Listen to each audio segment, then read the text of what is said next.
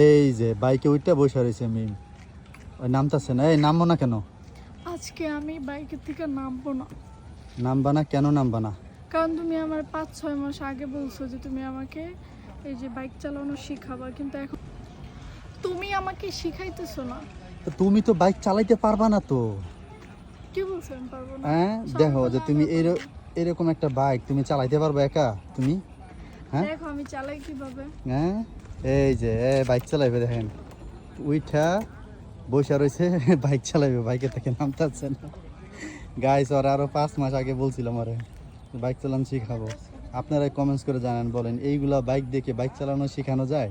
কেন তুমি দেখো না কত মেয়েরা বাইক চালানো হ্যাঁ, শিখে? কত মেয়েরা বাইক চালানো শিখে বা চালায়, সেটা ঠিক আছে, সেটা ভাঙ্গাচোরা গাড়িতে চালায়। এইগুলা গাড়িতে চালালে তুমি তো বাইক তো ভেঙে ফেলাবা। সমস্যা কি? একটা বাংলা 5টা আসবে।